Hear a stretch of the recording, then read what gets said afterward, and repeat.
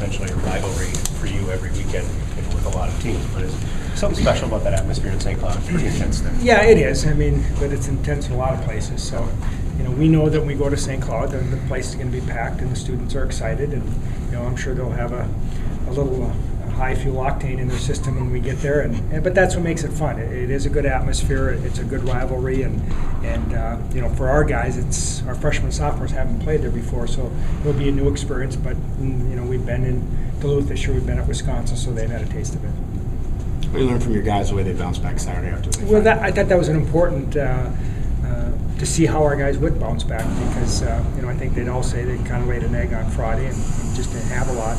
And Wisconsin outplayed us and deserved to win the game, and it just reinforced that if you're not mentally and physically engaged to play, you don't give yourself a chance to win. Even Saturday, we were engaged and mentally and physically ready to play, and it still was a tight game going in the third, so it just reinforces that, I mean, you have to be dialed in to give yourself a chance to win. It doesn't guarantee you're going to win, but it gives you a chance. How happy were you that they brought that axe out, knowing the effect it was going to have on your players? You know what? It was good timing. You know, it ticked off a number of guys, and especially our assistant coach that you know, is not real fond of the red down at the end of the bench. I got one that doesn't like the green too much, and the other one doesn't like the red. So it's good for our rivals. And so he barked a little bit on the bench, and you know what? They had the right to do that. I would expect we would do that.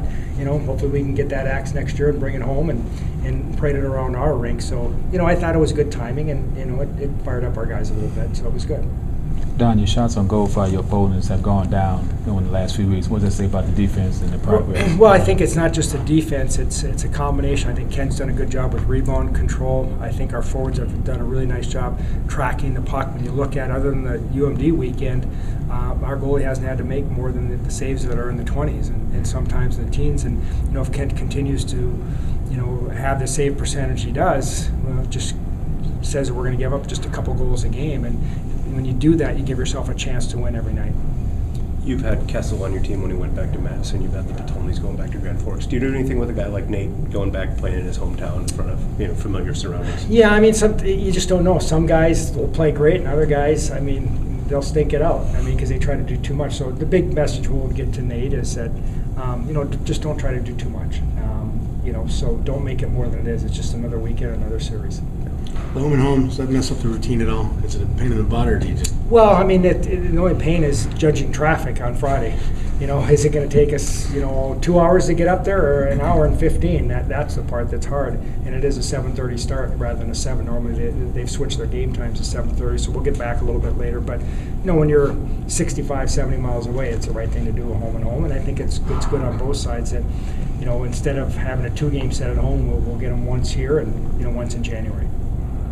You know Bob pretty well, obviously, yeah. too. I mean, is that still a friendship that you guys maintain? Very much so. I was asked before, I mean, do you enjoy beating a friend? And the answer is no, you really don't. And I know how hard he works, and we talk on a weekly basis. And, you know, our families have shared a lot of good times. And, you know, obviously he was a big part of our run here when we won our titles, and he did an outstanding job. I'm happy that he's there. I'm happy he had the opportunity to become a head coach. He's done a great job, and he will continue to do a great job. We just don't want them to do a great job this weekend.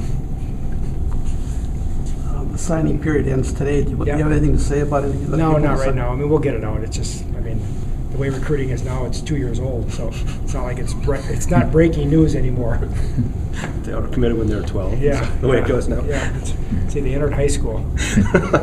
It sounds like some of your defensemen are taking it personal to kind of limit the shots on goal. Can you see a little change? Well, what I like about our group is that, you know, they make their mistakes. You know, Kent's been there to cover them up, but we have pretty good balance with our three groupings. We really, you know, haven't been concerned. It's not like in some years we say, boy, these two guys have to be out against other people's best line, or even these top four. I mean, it's been, you know, Mike's done a good job back there, and, you know, not worrying too much about who's out against who. And I think that's helped our team that, you know, we've been able to play 6 guys back there, and we've been able to play 4 lines a lot. And I think that's helped us in third periods.